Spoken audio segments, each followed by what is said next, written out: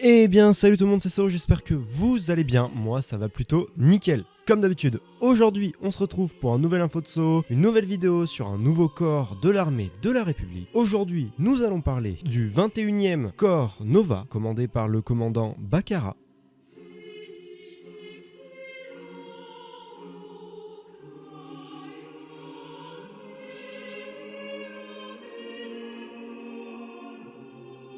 Et puis du coup moi je vous dis on est parti, même si avant ça n'oubliez pas de vous abonner, de lâcher un like et de commenter, ça fait toujours plaisir, partagez parce qu'on essayerait d'atteindre, et ce serait bien, les 700 abonnés avant la fin du mois d'août. Donc du coup, aujourd'hui nous allons parler d'un groupe de clones, enfin une division de clones qui a été aperçue dans l'épisode 3, le troisième film, donc la revanche des Sith, mais aussi dans The Clone Wars, enfin la série The Clone Wars, apparue surtout pour la bataille de, enfin la deuxième bataille plutôt même de Geonosis, commandée par le général Jedi Ki-Adi-Mundi. Aujourd'hui, nous allons parler des Marines Galactiques, plus connus sous le nom du 21e Corps Stellaire, qui est une division spéciale de l'armée de la République. Les clones marines, clairement, en fait, c'est comme la marine dans l'armée française, c'est à peu près le même rôle, ont, eux, été commandés du coup par le commandant Baccarat, plus connu sous le nom de CC-1138, qui est le commandant maréchal Baccarat. Et bien sûr, par le grand général Jedi, siégeant au conseil, Ki-Adi-Mundi. Et ce qu'il faut savoir avec cette unité, du coup, c'est qu'elle a été conçue pour combattre aussi bien dans l'espace que sur la terre ferme. Donc du coup, ce qu'il faut savoir, c'est que chaque bataillon clone était commandé par un général Jedi et un commandant clone. Et donc, bien sûr, c'est Ki-Adi-Mundi qui s'est occupé lui-même des marines. Voilà, juste pour expliquer le melon du type. Il n'y a pas deux cerveaux pour rien. Mais il avait beau avoir deux cerveaux et être très intelligent. On reviendra, je pense, sur Ki-Adi-Mundi comme on a pu revenir sur Kit Fisto et Plo Koon. Mais vraiment, et c'est pour donner un ordre d'idée de la puissance des clones marines, c'est que c'est lui qui s'occupait de leur formation, mais même lui était choqué et très impressionné de la vitesse de compréhension de ces clones et surtout de leur efficacité. C'est pour vous donner un ordre d'idée de la violence de ces clones, enfin de la violence, l'efficacité de ces clones. C'est vraiment imparable. Mais surtout, Ki-Adi-Mundi était très impressionné par le commandant Baccarat, qui était réellement féroce et qui menait ses troupes d'une main de fer incroyable. Mais ce qu'il faut savoir, c'est que si les marines étaient aussi respectés, c'est vraiment qu'ils avaient eu un entraînement hard et surtout ils se sont forgés une réputation sur le terrain incroyable. C'est-à-dire que quand les marines arrivaient, vous étiez sûr que la bataille était quasiment gagnée. Et c'est pour ça que le capitaine Rex ou même le commandant Gris de la 91e ont été rassurés en voyant Ki-Adi-Mundi et les marines arriver pendant la bataille de Geonosis. Ce qui a réellement rendu célèbres les marines, parce qu'il leur faut bien une bataille qui leur a permis de se démarquer. Et cette fameuse bataille qui les a rendus si prestigieux était la bataille de Nouvelle-Bordalex, où chaque marine ont été équipés d'une armure défectueuse et qui tombait en panne. Rien que ça, pendant le combat. Comment ils ont fait? En fait, l'histoire elle est pas compliquée, c'est que vu qu'ils avaient un équipement et des armures défectueuses, mais réellement défectueuses, ils ont dû combattre à main nue face à des super droïdes de combat. Les super droïdes de combat, une image va s'afficher devant vous, c'est ces bestioles-là. Vas-y, va tabasser un bataillon de ça à main nue. Parce que de base, leur équipement, il est simple. C'est-à-dire qu'ils sont dotés, en tout cas, d'une armure en Sainte-Mec modifiée, qui en gros évite à n'importe quel type de poussière, de froid, de chaleur, tout ce que tu veux, en fait, de s'incruster dedans. Et il y a même une vieille légende urbaine. Bon, en fait, c'est juste de dire que l'armure pouvait presque absorber un coup de blaster. C'est pour vous donner un ordre d'idée de l'armure des types. Mais l'armure qu'on peut, par exemple, voir dans l'épisode 3, elle est une armure spéciale. Vous voyez, un peu comme les Snowtroopers de l'Empire. Et est une armure un peu spéciale parce qu'elle est déployée que à certains endroits précis. Et les endroits précis, c'est tout simple, les planètes glaciaires. C'est juste pour pouvoir résister au froid. C'est-à-dire que eux, là, dans leur armure, ils avaient pas froid, les gars. Vu que les particules ne traversaient pas. Et pareil pour la deuxième bataille de Geonosis, leur armure est différente, comme vous pouvez le remarquer. Et en fait, c'était fait pour que la chaleur évite de s'incruster dans l'armure et donc fasse transpirer les clones, ce qui peut peut-être les déséquilibrer ou juste qu'ils perdent leur objectif parce que du coup ils ont chaud, ils en peuvent plus, ils fatiguent vite. Non, du tout, ça passe pas l'air. Enfin, l'air passe, mais pas la chaleur. Donc ce qu'il faut savoir, c'est que du coup avec le 21e corps, les marines, tout simplement, ont eu un entraînement très polyvalent qui leur permet du coup d'être exportés, emportés et mis sur des missions complètement différentes l'une des autres. Ils peuvent être placés dans un truc désertique, comme un truc glaciaire, comme dans une bataille classique.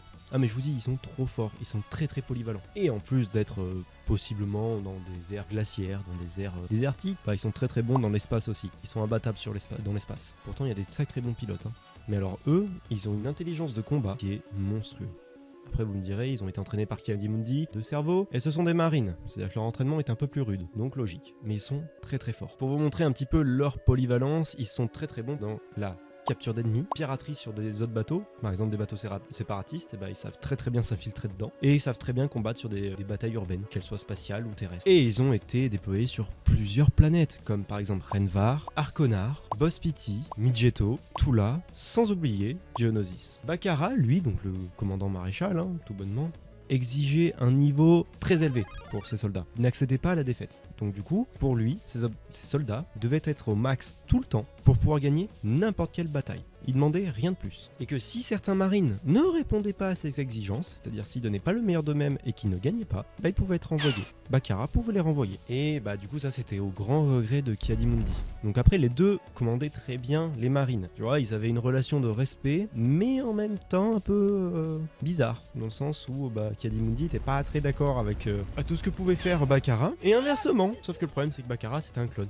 Ki-Adi-Mundi un Jedi. Donc Bakara se pliait un peu plus aux exigences de Ki-Adi-Mundi, même si pour lui, c'était nul ses exigences. Maintenant, venons-en un peu à la fin de la guerre des clones. Donc du coup, alors qu'ils étaient surtout là, les marines, eux, comme à leur habitude, se battaient contre les forces séparatistes. Alors que l'ordre 66 a été jeté, ils aidèrent du coup le commandant Keller à pourchasser et chasser tout bonnement les Jedi fugitifs. Et sachant que les marines sont très polyvalents, très bons dans la capture, bon, ils n'ont pas eu trop de mal, sachant que le commandant Keller est très très bon aussi. Et je pense pour la plupart des gens, ceux qui n'ont pas lu les comics, surtout tirés de Clone Wars, le commandant Keller, à part si vous avez déjà regardé une vidéo sur lui, c'est inconnu du bataillon. Mais il est tellement intéressant, il a tellement un background et une histoire complète et très intéressante qu'on en parlera sûrement dans une prochaine vidéo. Parce que vraiment ça peut porter une vidéo de genre 15 minutes juste sur lui. Bref, en gros, ils aident le commandant Keller à pourchasser les Jedi éparpillés un peu partout et qu'ils essayent de s'échapper, enfin qui essaient en tout cas de s'échapper, comme ils peuvent. Keller qui avait pris sous ses ordres certains marines, parce que c'était un commandant. Du coup les Jedi pour fuir ont réussi à prendre des speeders séparatistes. Vous savez les petits speeders là, un peu verticaux que possèdent les droïdes. Bon ils ont réussi à en prendre. Du coup, pour chasser les speeders, devinez pas qu'est-ce qu'ils sont amusés à faire avec Keller et les marines. Bon, à dompter des créatures sauvages et à les suivre avec. Mais pas des petites créatures sauvages. Non, non, des bonnes grosses créatures sauvages type ours dans notre réalité. Et en plus du coup, grâce à ça, vu que c'était des créatures originaires de la planète, donc ils pouvaient se déplacer très facilement sur une planète gelée, et les speeders faisaient pas trop le poids face à des créatures qui connaissaient les lieux. Donc au final Keller et les marines ont réussi à choper les Jedi. Et après on va venir à la bataille de Midgeto, connue grâce à la revanche des Sith, parce que du coup le commandant Bakara et une de ses divisions, ont été avec Ki-Adi-Mundi à ce moment-là, pendant le déclenchement de l'ordre 66. Ki-Adi-Mundi qui prenait les devants, qui allait sur le front et qui était surtout en tête d'affiche, c'est-à-dire qu'il était vraiment au début du bataillon, quoi. Il s'est retrouvé, comme on peut le voir dans la fameuse scène du 3e film, submergé par les marines, et il s'est fait littéralement liquider.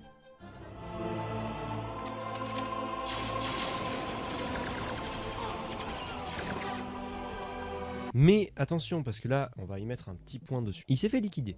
Mais alors, il y a une petite théorie qui tourne. C'est-à-dire que Bakara, il va toujours faire ce qu'il pense juste, même s'il doit contredire un petit peu les ordres.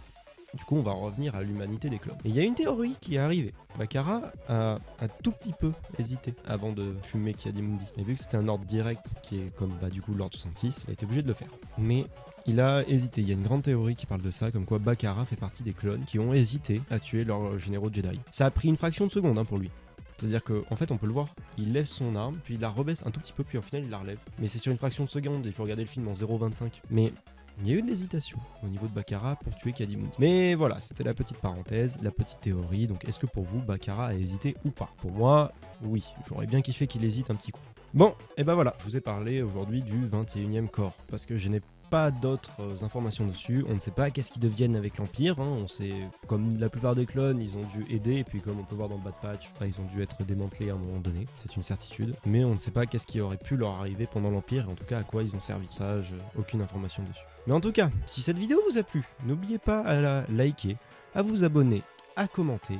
Donc dans les commentaires, donnez-moi votre avis sur la vidéo, donnez-moi qu'est-ce qui peut aller, qu'est-ce qui ne va pas aller, ou certaines théories que vous avez. Honnêtement, voilà, faites-vous plaisir. Honnêtement, allez-y. N'oubliez pas aussi de partager, parce que du coup, ce serait bien que de nouvelles personnes arrivent. On va essayer de dépasser les 700 abonnés avant le fin août. Ce serait vraiment un pur kiff. J'apprécierais beaucoup. Et puis, n'oubliez pas de me rejoindre sur mes réseaux sociaux, que ce soit Instagram, Twitter, TikTok, Discord et venir me suivre sur Twitch car on stream de plus en plus en ce moment. Et puis nous on se dit à la prochaine pour une nouvelle vidéo. Allez, salut tout le monde.